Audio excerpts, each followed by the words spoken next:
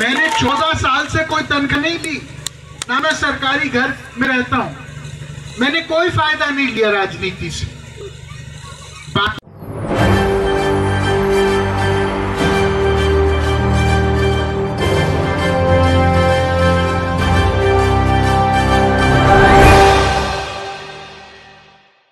नमस्कार, मैं हूं मोहम्मद आसिफ और आप देख रहे हैं SPN 9 न्यूज़। बीजेपी के एक ऐसे सांसद जो मोदी सरकार से कभी भी सवाल पूछने में चूके नहीं, और आज जब चुनाव में ज़्यादा दिनों का वक्त नहीं है, साल भर का वक्त है, इसके बावजूद वो खुले मंच से सवाल पूछ रहे हैं। वो है वरुण गांधी। वरुण गांधी खुले मंच से क्या सवाल पूछ रहे हैं वो आपको सुनना चाहिए, क्या सवाल दाग रहे हैं वो आपको समझना चाहिए। और इन दिनों वो बता रहे हैं कि आज लोगों को लोन नहीं मिल रहा है, लोग रातों रात जो है, लोग नहीं, कुछ व्यापारी लोन लेकर अमीर बन रहे हैं, लेकिन लोगों की क्या हालत है आप समझिए। राहुल गांधी के सदस्यता के बीच में उनका ये बयान बहुत मायने रखता है, इसलिए पहले मैं उनके क्लिप को सुनाना चाहता हूँ, फिर राहुल गांधी के भी बयान को सुनाऊंगा। और इन दिनों अडानी, ईडी, इन तमाम मसलों पे जो चल रही है, जांच पड़ताल की बात हो रही है, मैं उस पर भी आऊँगा। लेकिन सबसे पहले वरुण गांधी के बयानों को सुनिए कि वो क्या रहे हैं, जरा गौर से सुनिएगा। जो लोग अधिकारी के सामने बात नहीं रख सकते, उन अधिकारियों से उनका सम्मान निकालने के लिए आया। हम लोग, मुझे याद है जब मैं संसद गया और जब मैं संसद भवन के अंदर गया, मैंने देखा एक से एक बड़ी गाड़ी लगी हुई। मैंने चिट्ठी सारे सांसदों को लिखी। मैंने कहा हम सबको अपनी तनख्वाह त्याग देनी चाहिए देश के, ताकि एक संदेश जाए कि हम राजनीति में पैसे के लिए नहीं, हम राजनीति में संकल्पित होके आए। मैंने 14 साल से कोई तनख्वाह नहीं ली, ना मैं सरकारी घर में रहता हूं। मैंने कोई फायदा नहीं लिया राजनीति से। बाकी सांसद और विधायक कमीशन खाते हैं, 20%, 30%। दुनिया जानती। जिनके पास खाने को रोटी नहीं थी, आज वो फॉर्च्यूनर में चले। लेकिन मैं 4 साल पहले इसी गाड़ी में आपके पास आया था। आज मैं 4 साल बाद इसी गाड़ी में आऊंगा, और मैं हो सकता है 4 साल बाद इसी गाड़ी में आपके पास हूं, क्योंकि मुझे दिखावा नहीं करना है।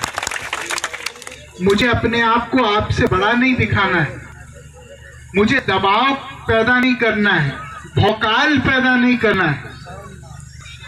मुझे आपको और आपके बच्चों के लिए एक ऐसा हिंदुस्तान बनाना है जिसमें आपका झंडा लगातार ऊंचा हो, जिसमें आप छाती तोड़ी करके जी सकें।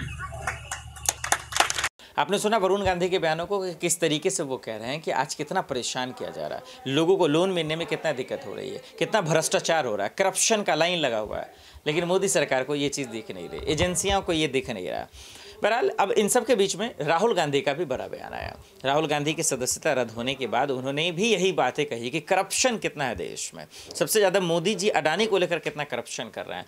वो इन चीज़ों पर तीखे हमला कर रहे हैं, और उसको सुनना बहुत ज़रूरी है, समझना भी बहुत ज़रूरी है कि राहुल गांधी ये तमाम चीज़ें क्यों कह रहे हैं, उनका खून क्यों खौल रहा है। एक तरफ इससे पहले भी जब भारत जोड़ो यात्रा चल रहा था, हालांकि मैं उस पर आऊँ, लेकिन उससे पहले राहुल गांधी का बयान ही सुना देता हूँ कि दोनों मिलकर किस तरीके से करप्शन को लेकर बयान दे रहे हैं, जरा गौर से। मैंने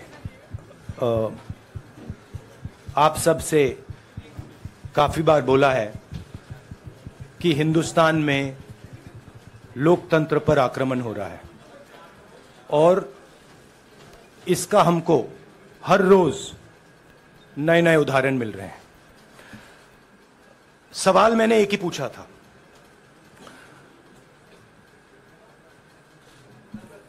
फाउंडेशन पे जाता हूं, अदानी जी की शेल कंपनीज हैं, अदानी जी की शेल कंपनीज हैं, उसमें 20,000 करोड़ रुपया किसी ने इन्वेस्ट किया।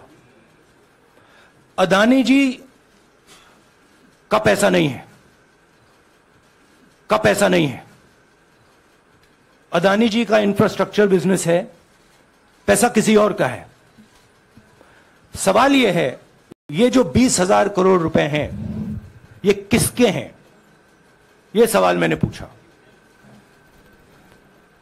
मैंने पार्लियामेंट हाउस में प्रूफ देके, जो मीडिया रिपोर्ट से मैंने निकाला, अदानी जी और नरेंद्र मोदी जी के रिश्ते के बारे में डिटेल में बोला। रिश्ता नया नहीं है, रिश्ता पुराना है। जब नरेंद्र मोदी जी गुजरात के सीएम बने थे तब से रिश्ता है, और उसके बहुत सारे पब्लिक प्रूफ्स हैं। हवाई जहाज में मैंने फोटो दिखाई, नरेंद्र मोदी जी बड़े कंफर्ट में बैठे हुए थे अपने दोस्त, अपने मित्र के साथ। पार्लियामेंट में मैंने दिखाई। यह सवाल मैंने पूछा। फिर मेरी स्पीच को एक्सपंज किया गया। मैंने स्पीकर को डिटेल चिट्ठी लिखी, पॉइंट बाय पॉइंट, कि मैंने कहा कि एयरपोर्ट्स अदानी जी को रूल बदल के दिए गए हैं।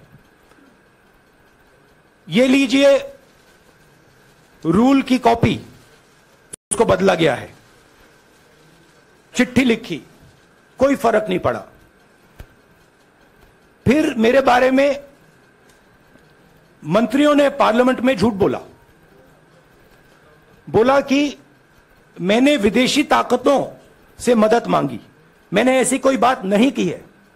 मैंने कहा स्पीकर से, मैंने जाके कहा, स्पीकर सर, पार्लियामेंट का नियम है कि अगर किसी मेंबर पर कोई एक्यूजेशन लगाता है तो उस मेंबर को जवाब देने का हक होता है। मैंने एक चिट्ठी लिखी, उस चिट्ठी का जवाब नहीं आया। दूसरी चिट्ठी लिखी, उस चिट्ठी का जवाब नहीं आया। फिर मैं स्पीकर के चेंबर में गया। मैंने स्पीकर सर से कहा, स्पीकर सर, ये कानून है, ये रूल है, इन्होंने झूठा आरोप लगाया है, मुझे आप बोलने क्यों नहीं दे रहे हैं? स्पीकर सर मुस्कुराते हैं, कहते मैं नहीं कर सकता। और फिर उसके बाद आपने सबने देखा क्या हुआ। सवाल पूछना मैं बंद नहीं करूंगा। नरेंद्र मोदी जी का अदानी के साथ क्या रिश्ता है और 20,000 करोड़ रुपए किसके हैं, मैं पूछता जाऊंगा। मुझे कोई डर नहीं लगता इन लोगों से। और अगर ये सोचें कि मुझे डिस्क्वालीफाई करके, धमका के, जेल में डाल के मुझे बंद कर सकते, नहीं, मेरी वो हिस्ट्री नहीं है। मैं हिंदुस्तान के लोकतंत्र के लिए लड़ रहा हूं और मैं हिंदुस्तान के लोकतंत्र के लिए लड़ता रहूंगा। किसी चीज से नहीं डरता हूं, यह सच्चाई है। राहुल गांधी को आपने सुना, तो आपने दोनों चीज में एक कॉमन बात सुना, और इसीलिए ये चर्चाओं का विषय बन गया था कि दरअसल भारत जोड़ो यात्रा के वक्त राहुल गांधी के जो सुर थे, जो बयान थे, वही वरुण गांधी के भी थे, और इसीलिए तमाम सवाल उठ रहे थे।